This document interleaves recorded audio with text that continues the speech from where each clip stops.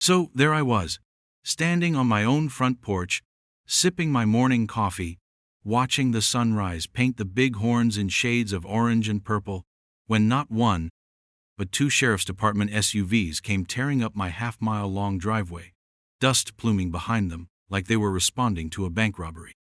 And out of the passenger side of the lead vehicle steps none other than Agnes Periwinkle, president of the newly formed Willow Creek Estates Homeowners Association, pointing a trembling, accusing finger right at me, her face a mask of what she probably thought was righteous concern, but looked more like poorly managed indigestion. Then, from the driver's side of the second vehicle, my own son, Deputy David Davies, climbs out, his expression initially all professional cop, quickly morphing into a mixture of confusion and something I recognized as, "Oh Dad, what now?" kind of resignation.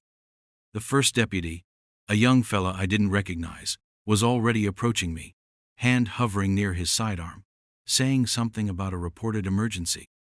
Agnes was babbling about an imminent disaster emanating from my land, a clear and present danger to her precious little enclave of beige houses just over the rise. All because I, John Davies, a man who's worked this 10-acre ranch his entire life, just like my father and grandfather before me, had politely, then firmly, refused to sell it to her for the insultingly minuscule sum of $10,000. $10,000. For land that developers had been practically drooling over for years, offering me sums with so many zeros I'd lose count. How did we get from a ridiculous offer to a full-blown emergency response with flashing lights on my doorstep? It's a wild one, folks. Drop a comment, letting me know where you're watching from, because you're not going to believe how this suburban skirmish played out on the open range. Stick around, because this story of entitlement versus good old-fashioned common sense, well, it gets crazier than a coyote in a chicken coop. It all started about 6 months before that chaotic morning. Willow Creek Estates was a new development, about 30 little postage stamp lots, carved out of what used to be Old Man Henderson's south pasture, bordering a very small, almost insignificant eastern edge of my property. They were nice enough houses, I suppose. If you like living so close to your neighbor, you can tell what brand of toothpaste they use. The HOA, from what I gathered, was Agnes Periwinkle's personal fiefdom. She'd moved in from some big city back east, probably California from the way she carried on, with a BMW SUV that always looked freshly detailed but somehow still managed to project an aura of aggressive impatience, and an attitude that suggested she was personally responsible for bringing civilization to our rustic corner of Wyoming. I'd seen her around town, mostly at the feed store complaining about the price of organic birdseed, or at the county meetings arguing about zoning for things that didn't concern her property. Her husband, a quiet, perpetually bewildered-looking man named Herbert, usually trailed a few steps behind her, carrying her oversized handbag and a look of deep, existential pain. My first direct encounter with Agnes, however, was a letter. Not a friendly neighborly note, mind you, but a stiff formal document on impressively thick letterhead embossed with Willow Creek Estates Homeowners Association, Office of the President. It informed me that my perimeter fence along their boundary was, and I quote, aesthetically discordant with community standards, and requested its immediate replacement with a standardized 6-foot white vinyl privacy fence, as stipulated in the Willow Creek covenants, conditions, and restrictions. I remember chuckling. My fence was good, solid barbed wire, perfectly adequate for keeping my cattle in, and exactly what had been there for probably 50 years. The idea of a white vinyl fence stretching across even that small section of my ranch, in full view of the mountains, was laughable. I filed the letter in the circular file, assuming it was a mistake, some overzealous HOA nonsense meant for one of their own residents. I didn't realize then that Agnes Periwinkle wasn't capable of making a mistake, at least not in her own mind. She was, however, perfectly capable of mistaking my silence for acquiescence, or perhaps weakness. A week later, she appeared in person. She drove her gleaming black BMW right up my driveway, unannounced, ignoring the private property no trespassing sign that was as old as I was. I was out by the equipment shed, wrestling with a stubborn hydraulic line on my old John Deere, when she crunched to a halt, sending a small flock of chickens scattering. She emerged from the vehicle like she was stepping onto a red carpet, dressed in what I can only describe as expensive casual, crisp linen pants, a silk blouse, and enough gold jewelry to fund a small charity. Her hair was coiffed into a helmet of blonde that looked like it could withstand a hurricane. "Mr. Davies, I presume?" she said, her voice carrying a tone that suggested she was doing me a great favor by acknowledging my existence. "I'm Agnes Periwinkle, president of the Willow Creek Estates HOA. I sent you a letter regarding your unsightly fence." I wiped my greasy hands on a rag and straightened up.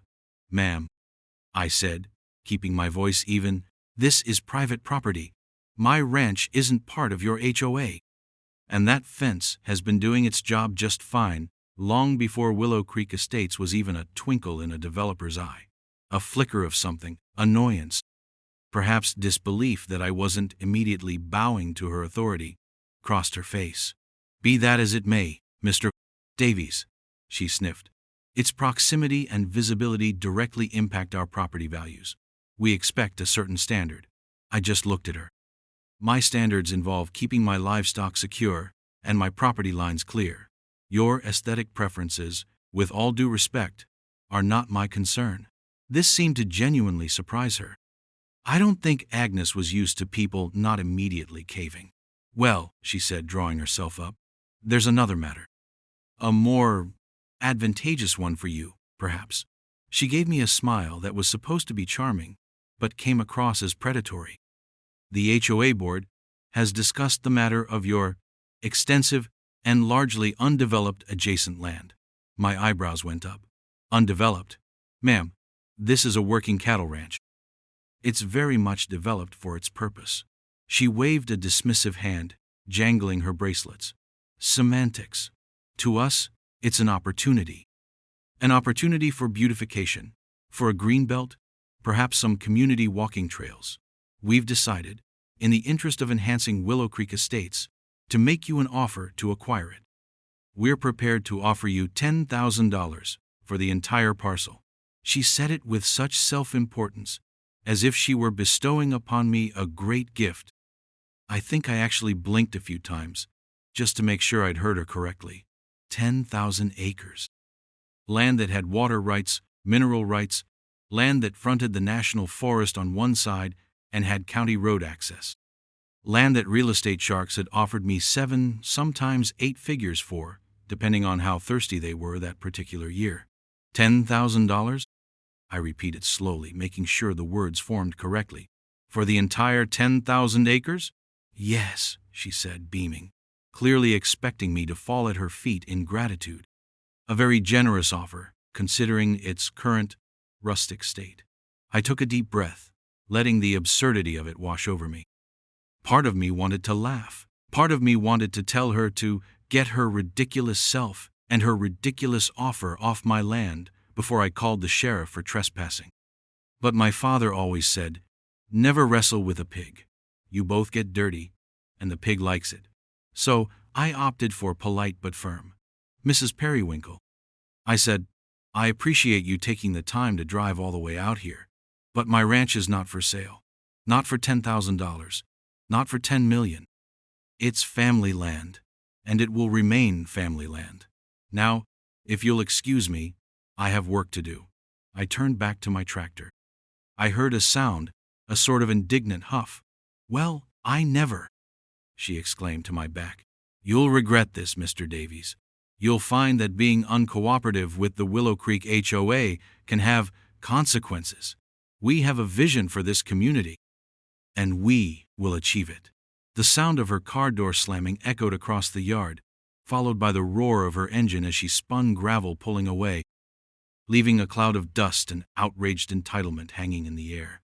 I just shook my head and went back to the hydraulic line, but a little knot of unease had settled in my gut. This woman wasn't just an ordinary busybody.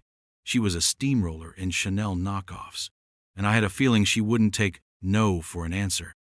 The battle lines, it seemed, were being drawn, not over a fence, but over the very soul of my ancestral land.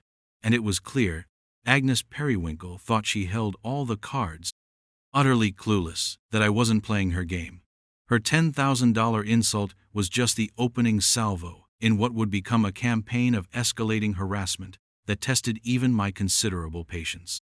The weeks following Agnes Periwinkle's grand departure and her pathetic offer were initially quiet, deceptively so.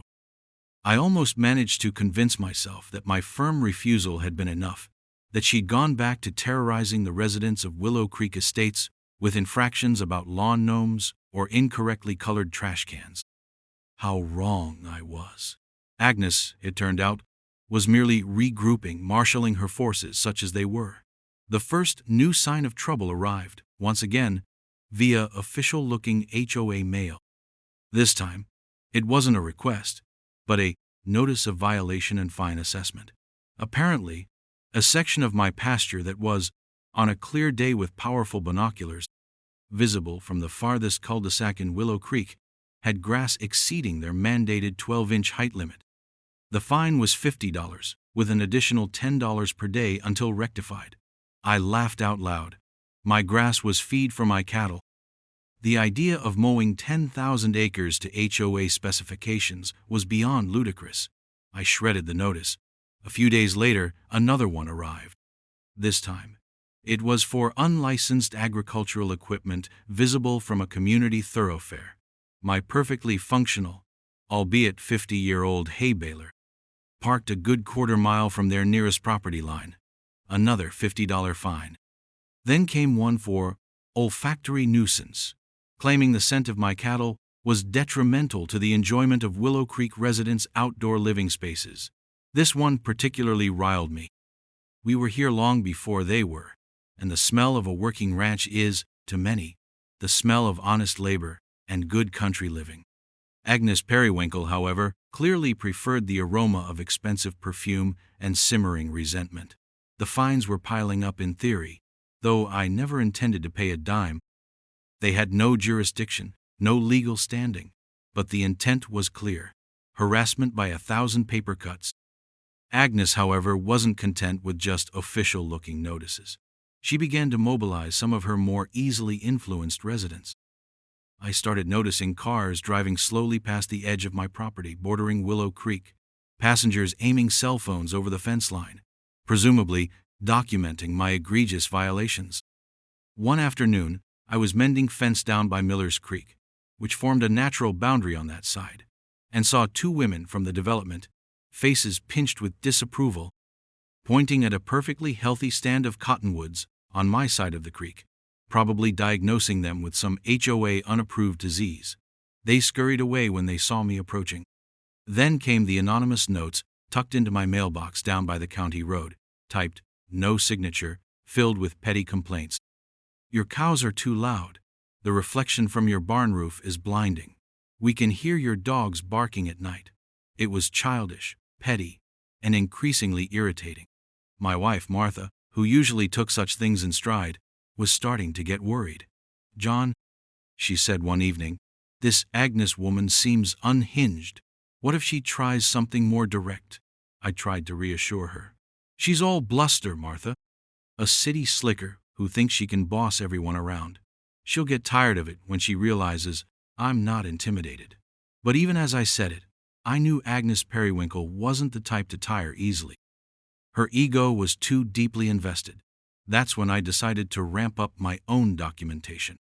I already had a few game cameras scattered around the property for tracking wildlife, but I repositioned a couple of them to discreetly cover the fence line bordering Willow Creek. I also invested in a couple of higher quality security cameras with better resolution and night vision, placing them strategically near my main gate and along the access road to the house. All perfectly legal, all on my own land. I started a file, a thick manila folder where every letter from Agnes, every anonymous note, every blurry cell phone picture I managed to take of her snooping acolytes, went. I made dated entries of every incident, however minor. My father had always said, good fences make good neighbors, but good records make for short lawsuits. It was around this time I had a casual conversation with my son, David. He'd stop by for dinner, as he often did when his patrol schedule allowed. He's a good lad, sensible, with a strong sense of justice, makes a fine sheriff's deputy. I mentioned, somewhat offhandedly, the ongoing nuisance from the new HOA president. He listened quietly, his expression growing more serious as I detailed Agnes's demands and the escalating, albeit petty, harassment. "Dad," he said, setting down his fork, "this woman sounds like a classic bully with a persecution complex. You're doing the right thing documenting everything. Make sure your no trespassing signs are clearly visible and legally compliant for this county. If she or anyone she sends actually sets foot on your land without permission, that's criminal trespass. Call dispatch immediately. Don't engage directly if you can avoid it. Just gather evidence." He also advised me to double-check all my property deeds and easement records at the county courthouse, just to be absolutely certain there were no ancient, forgotten rights-of-way Agnes might try to exploit. Some of these HOAs, he warned, get lawyers who will twist anything to fit their narrative. You want to be watertight. His advice, calm and professional, was reassuring. It also reinforced my own instincts. The next day, I spent a morning at the county records office. The clerks there knew me well. I'd been in over the years for various ranch-related paperwork. I pulled every deed, every plat map, every easement document pertaining to my 10,000 acres, going back to the original homestead patents. As I suspected, my land was unencumbered. No public access, no utility easements, anywhere near Willow Creek's border. Nothing that could remotely give Agnes Periwinkle a sliver of a claim or a right to dictate anything about my property. In fact, I found something interesting in the Willow Creek Estates formation documents. Their own covenants explicitly stated their jurisdiction was limited to the platted lots within Willow Creek Estates and its commonly owned areas. They had no authority beyond their own manicured borders, something Agnes seemed to conveniently ignore or perhaps had never bothered to read. This little nugget of information went into my growing evidence file. Agnes's audacity, however, only grew. The fines and letters continued, now sometimes hand-delivered and left at my gate by a nervous-looking HOA board member who would practically sprint back to their car. Then came the demands for access. One letter, more pompous than the last, stated that the HOA required access to my property to conduct an environmental survey to assess the impact of my agricultural operations on the delicate ecosystem of Willow Creek. This, mind you, from a development that had clear-cut 100 acres of native prairie to build their beige boxes. Another demanded access for a property line verification survey, despite the fact that the boundary had been surveyed and marked multiple times over the decades and was as clear as the Wyoming sky. Each demand was tied back, implicitly or explicitly, to her original ridiculous offer of 10-0.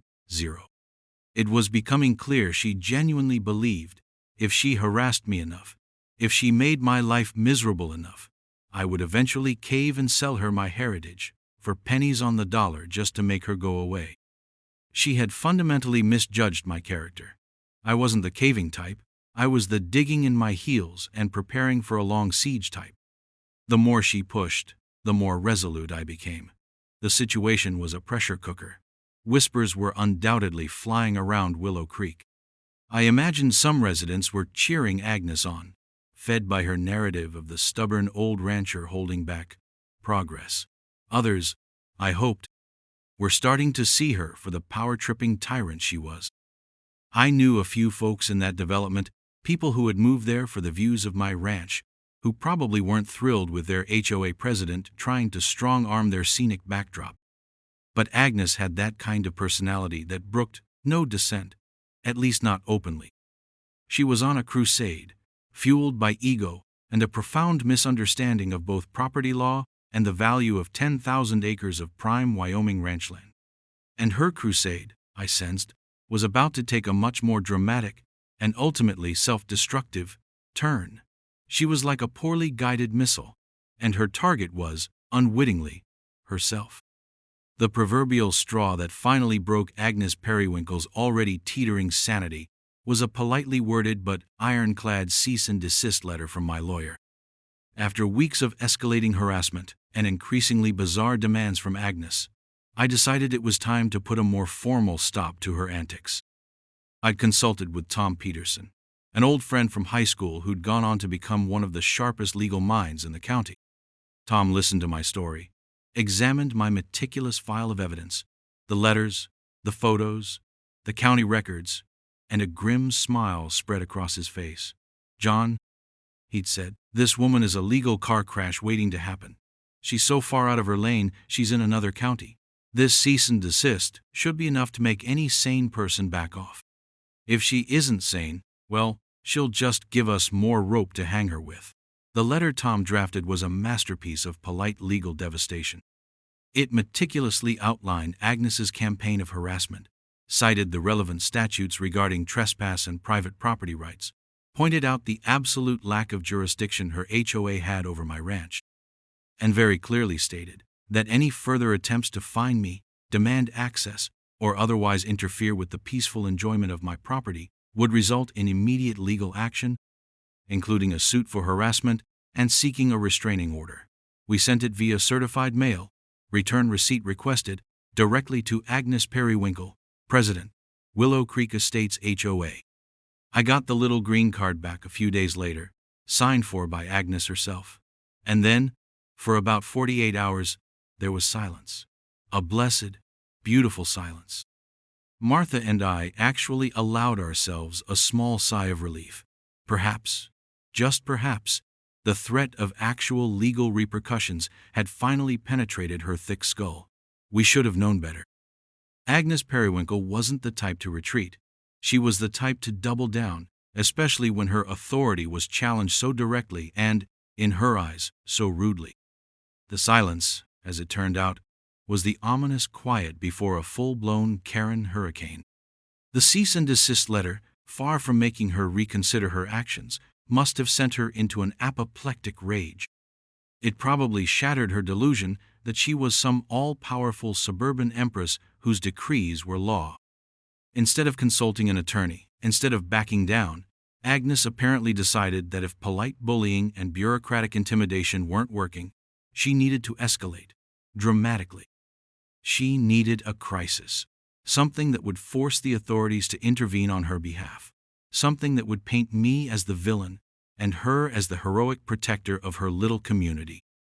And in her increasingly detached from reality mind, she cooked up just such a crisis.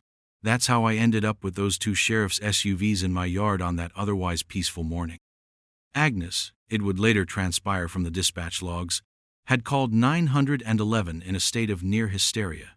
She hadn't reported overgrown grass or an unsightly fence this time. Oh no, Agnes had gone for the gold standard of manufactured emergencies. She'd told the 911 dispatcher, her voice apparently trembling with fabricated fear, that she had witnessed a large, uncontrolled fire on my property, dangerously close to the Willow Creek Estate's boundary. She claimed thick black smoke was billowing into the air, that she could see flames, and that she feared it was spreading rapidly towards the homes in her development. She further elaborated that she had attempted to contact me, the uncooperative and negligent rancher next door, but I had refused to answer a lie. My phone hadn't rung, and she was now deeply concerned for the safety of her residents and their property. She presented herself as the responsible HOA president, bravely reporting a clear and present danger that the recluse next door was either ignoring or perhaps had even started. It was a bold lie, a dangerous lie, and one that carried serious legal consequences for filing a false report. But in her desperate attempt to gain leverage and access to my land, consequences were clearly the last thing on Agnes Periwinkle's mind. The arrival of the deputies was, therefore, entirely predictable given the nature of her call. A reported, uncontrolled fire near a residential area, that gets a fast response, and rightly so. The first deputy out of the car, a younger man named Miller, was all business. "Sir," he said, approaching me cautiously as I stood on my porch, coffee cup still in hand, "we've had a report of a significant fire on your property, threatening the Willow Creek development. Can you tell me what's going on?" Agnes, meanwhile, was already halfway out of the passenger seat of Miller's SUV, gesturing wildly towards my barns and pastures. "It's over there, officer," she cried, her voice a pitch higher than usual. "I saw it! Flames! Smoke! It was terrible! He wouldn't even come to the phone! We need to get back there immediately!" It was quite the performance. Oscar-worthy if the Oscars had a category for most brazen false accusation by an entitled busybody. That's when my son, David, got out of the second SUV. His presence was, I later learned, not entirely coincidental. He'd been on patrol in the northern part of the county when the call came over the radio for a fire at my address. Knowing the history, however vaguely, and sensing something might be off, he'd informed dispatch he was nearby and would also respond. Good lad. He didn't immediately acknowledge me beyond a quick, almost imperceptible nod. He was in full professional mode. Agnes, of course, hadn't a clue who he was. To her, he was just another uniformed minion there to do her bidding. "See, officers?" she crowed, pointing at me. "He's just standing there, completely unconcerned while our homes are in danger. You need to get onto his property and put that fire out. As president of the HOA, I demand you take action." I stayed calm. I'd learned long ago that the first one to lose their temper usually loses the argument. "Officer Miller," I said, addressing the first deputy, "there is no fire on my property. There is no smoke. You can see for yourself." I gestured out across my land. The air was clear. The sky was blue. The only thing billowing was a gentle breeze through the hayfields. No smoke, no flames. Nothing but 10,000 acres of peaceful ranch land. "Mrs. Periwinkle," I continued, turning to her with as much neutrality as I could muster, "has an ongoing dispute with me because I won't sell her my ranch for a fraction of its worth. This, I suspect, is just her latest attempt to harass me." Agnes gasped, clutching her chest as if I'd physically struck her. "How dare you? I am concerned for the safety of my residents. This man is delusional and a menace," she shrieked. Deputy Miller looked from me to Agnes, then out at my land, then back to Agnes.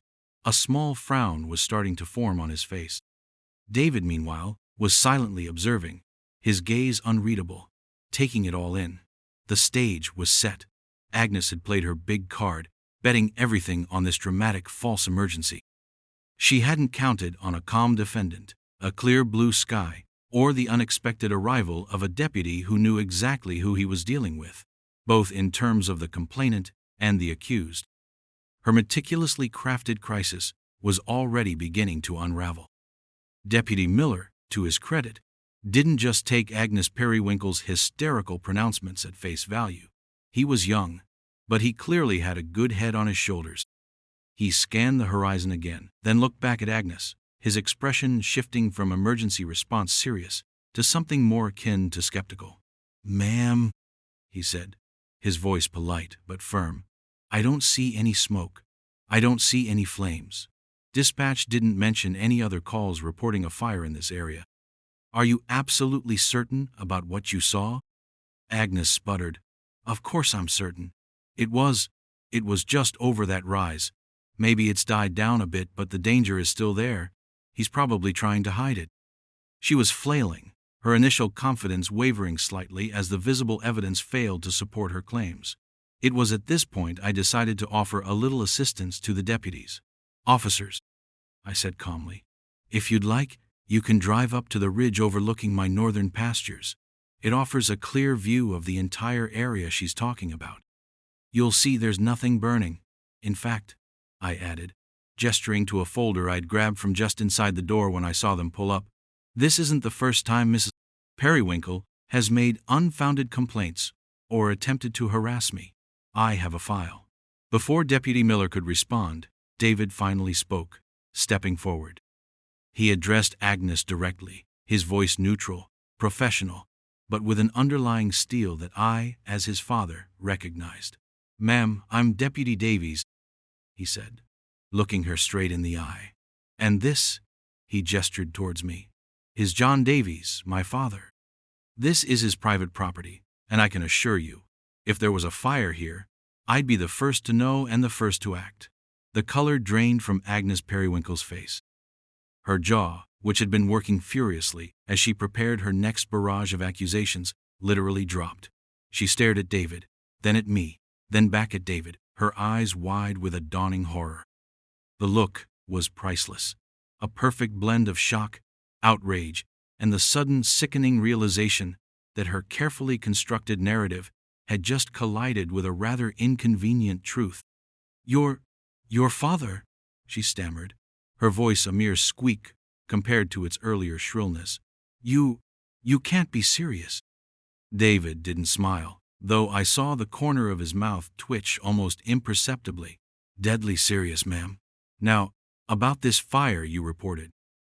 The interrogation, because that's what it effectively became, was a slow, methodical dismantling of Agnes Periwinkle's desperate fabrication. Deputy Miller, now clearly understanding the dynamic at play, let David take the lead, though he interjected with pertinent questions. "Mrs. Periwinkle," David began, his tone still professionally detached, "you stated to the 911 dispatcher that you saw large flames and thick black smoke billowing from my father's property. Could you point out exactly where you saw this?" Agnes, now looking less like a concerned community leader and more like a cornered badger, vaguely waved her hand eastward. "It was over there, near those trees. It was very frightening." "Near which trees, ma'am?" David pressed. "There are several groves, and from your development, the view of that particular area is somewhat obscured by the Henderson Buttes, isn't it?" Agnes's eyes darted around, looking for an escape that wasn't there. "Well, I thought I saw it clearly." Perhaps the wind shifted the smoke. I chimed in, holding up my phone, which I'd discreetly started recording audio on when the deputies arrived, a habit I'd developed thanks to Agnes, and my security cameras, which cover all access points and a good portion of the eastern boundary, show no unusual activity, no smoke, and certainly no sign of Miss Periwinkle attempting to contact me or even approaching my property line this morning before she made her 911 call. I offered. I even had footage from about an hour prior, showing Agnes in her BMW, parked on the edge of the Willow Creek access road, staring intently towards my ranch through a pair of binoculars, looking more like a frustrated spy than a witness to a raging inferno. I'd already queued that up on my tablet. David nodded at me. "My father is meticulous about his property, Mrs. Periwinkle." And, very observant, he turned back to her. "Did you at any point enter my father's property to get a closer look at this alleged fire?" Her eyes widened slightly. "Certainly not. I wouldn't dream of trespassing," though her past actions, like driving up my driveway uninvited, contradicted that. "But you felt the situation was dire enough to call 911 and bring emergency services away from potential real emergencies elsewhere in the county?" Deputy Miller interjected. "Filing a false report is a serious offense, ma'am." Agnes began to bluster again, though with less conviction. "I was concerned. I am the HOA president. I have a responsibility." "Your responsibility, ma'am," David said, his voice hardening slightly, "does not extend to fabricating emergencies or harassing law-abiding citizens, especially when, as my father mentioned, you recently made an offer to purchase this entire 10,000-acre ranch for the sum of $10,000, an offer he declined." He let that hang in the air. The mention of the ludicrous offer in front of the other deputy seemed to deflate Agnes completely. It painted her motive, not as public safety, but as a petty, vindictive act of retaliation by a thwarted and entitled bully. Deputy Miller raised an eyebrow at that sum, then looked at Agnes with newfound understanding. She stammered, That has nothing to do with this. That was a legitimate business offer." "Was it?" David asked quietly. "Or was it the prelude to this campaign of harassment because my father refused to be intimidated into selling his legacy for pennies on the dollar?" Agnes was crumbling. Tears of frustration, not remorse, welled in her eyes. "This is outrageous! You're only siding with him because he's your father! I demand to speak to your supervisor!" Deputy Miller stepped forward then. "Ma'am, Deputy Davies is conducting himself professionally. And based on the information we have, the lack of any evidence of a fire, your previous interactions with Mr. Davies, your highly questionable financial offer, and the 911 call itself. We have probable cause to believe you knowingly filed a false report of an emergency. Agnes's face went white. You wouldn't? David then addressed his partner. Miller, run her name for priors. And let's get dispatch to confirm the exact wording of her 911 call and if any other reports came in about this supposed fire. While Miller relayed this to dispatch via his radio, David looked back at Agnes. The brief exchange over the radio confirmed no other calls and highlighted the panicked, insistent nature of Agnes's report, specifically mentioning visible flames where none existed. The response from dispatch about her priors was, to my surprise, clean, but it didn't matter. The current offense was blatant enough. Miller finished his radio communication and looked at David, nodding curtly. The decision had clearly been made. David turned back to Agnes, his face grim. Agnes Periwinkle, he said, his voice now devoid of any warmth, all official authority. You are under arrest for violating Penal Code Section 148.5, knowingly making a false report of an emergency, and Section 148.3, falsely reporting an emergency, as well as misuse of the 911 system. Please turn around and place your hands behind your back. The sound of the handcuffs clicking shut was surprisingly loud in the morning quiet. Agnes stared, utterly dumbfounded, as David recited her Miranda rights. Her expensive linen suit suddenly looked rumpled, her carefully coiffed hair seemed to droop, and her expression was one of utter, bewildered defeat.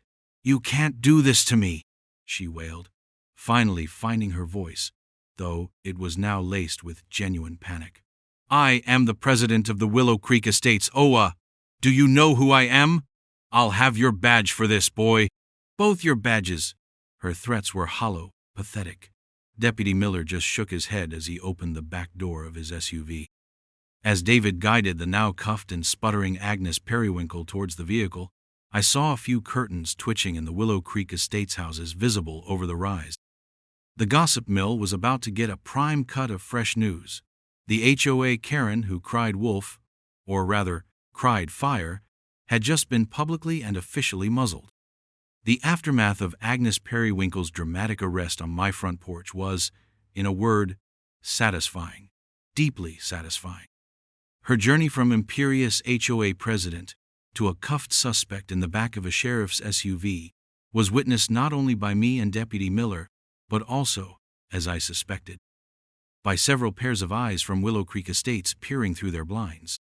The news, as they say, travels fast in a small community, and it travels at lightning speed when it involves a public figure being led away in handcuffs by the son of the man she was trying to torment. Agnes, I later learned, didn't take her arrest gracefully. She reportedly complained non-stop all the way to the county jail, threatening lawsuits, claiming political persecution, and generally making a nuisance of herself. It did her no good. The charges stuck. Knowingly filing a false police report and misuse of the 911 emergency system. Both are misdemeanors, but serious ones, carrying hefty fines and the potential for jail time, though the latter was unlikely for a first offense of this nature. What was more damaging to Agnes than any court-imposed penalty, however, was the public humiliation and the utter demolition of her carefully constructed facade of authority and respectability.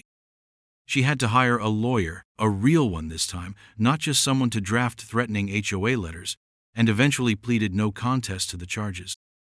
She received a substantial fine, was ordered to pay restitution for the cost of the unnecessary emergency response, which wasn't cheap, given 2 deputies and the potential for fire department mobilization, and was placed on probation for a year with a stern warning from the judge about wasting public resources and harassing citizens. The court also issued a temporary restraining order, formally prohibiting her from contacting me or stepping foot on my property, which was almost redundant given the circumstances but added a nice legal cherry on top of her deserved sundae of consequences. The Willow Creek Estates HOA imploded spectacularly. Once word got out about Agnes's arrest and the ludicrous 10-0 offer for my ranch, a detail David had made sure to include in his official report, highlighting her potential motive. Her reign of terror came to an abrupt end. There was an emergency HOA board meeting, one to which Agnes was conspicuously not invited, despite still technically being president. Within a week, she was formally removed from her position by a unanimous vote of the remaining board members, who then scrambled to do damage control. I received a very sheepish, hand-delivered letter of apology from the new acting HOA president, a nervous but seemingly decent fellow named Arthur Jenkins, who had apparently been one of the quieter, browbeaten members of Agnes's board. He apologized profusely for Mrs. Owen Periwinkle's unconscionable actions and assured me that the Willow Creek HOA held no ill will towards me or my ranch and would henceforth be strictly minding its own business within its own clearly defined boundaries. The ridiculous fines and violation notices ceased immediately. The anonymous notes stopped. The slow, furtive drive-bys past my fence line ended. A blessed peace settled over my eastern border. Agnes and her husband, Herbert, became social pariahs. The story was the talk of the town, from the feed store to the supermarket. People who had previously been intimidated by Agnes now openly snickered or rolled their eyes when her name was mentioned. Her expensive BMW was seen less and less. About 3 months after her arrest, a for sale sign went up in front of her beige box in Willow Creek Estates. Rumor had it they sold at a loss and moved back to whatever big city they'd crawled out of, presumably to find a new, unsuspecting community to inflict themselves upon. I can't say I missed her. My son David handled the entire situation with commendable professionalism. His supervisor, Captain Miller, no relation to the younger deputy, surprisingly, actually called me personally a few days later. Not to apologize for his deputies responding, because they were doing their duty based on the call, but to commend David. "John," he'd said, "your boy handled that like a seasoned veteran. Stayed calm, assessed the situation, didn't let the personal connection cloud his judgment, and followed procedure to the letter. You raised him right." Mrs. Periwinkle made her own bed on this one. That meant a lot to me, more than Agnes's downfall, in a way. Seeing my son uphold the law with integrity, even when it involved family, made me incredibly proud. As for my ranch, it remained peaceful, untouched by Agnes's greedy ambition. I did take Martha's advice and put up a new, slightly larger, private property posted no trespassing sign facing Willow Creek, made of sturdy, weather-resistant metal this time. Not out of spite, exactly, but more as a gentle, permanent reminder that some lines are not to be crossed, literally or figuratively. The whole ordeal served as a rather potent lesson for the wider community, too. It became a sort of local legend, a cautionary tale about HOA overreach, the importance of respecting private property rights, and the delightful irony of an entitled bully being brought down by her own hubris and the very system she tried to manipulate. Other HOAs in the county, I heard, became a little more circumspect in their dealings with properties bordering their developments. Looking back, the whole Agnes Periwinkle saga was a masterclass in how not to conduct oneself. She came in full of arrogance, assuming her title and pronouncements carried the weight of law, utterly clueless about the local customs, land values, and the stubborn resilience of people who have worked the land for generations. She underestimated my patience, she underestimated my resolve, and she most definitely underestimated the fact that the handsome young deputy responding to her frantic, fabricated 911 call was my own son, a man dedicated to truth and justice, not to the whims of a delusional HOA president. In the end, her ambition to acquire my 10.0 acres for a paltry 10.0 didn't just fail, it backfired spectacularly, leading to her public disgrace and arrest. I didn't seek revenge. Agnes delivered it upon herself through her own arrogance and illegal actions. I just stood my ground, gathered my facts, and let the wheels of justice and a good bit of situational irony do their work. So, yeah, the HOA Karen who tried to swindle me out of a ranch got a free ride in a squad car instead, and a criminal record for her troubles. Sometimes, the best defense is simply letting people like Agnes Periwinkle be themselves, Eventually, they become their own worst enemy. Let me know in the comments if you've ever had a run-in with an out-of-control HOA president, though I sincerely hope your story doesn't involve falsified emergency calls and dramatic arrests. And hey, if you've stuck with me this long, I appreciate you watching. It just goes to show, even in the quiet corners of Wyoming, life can get pretty wild when entitlement meets an immovable object.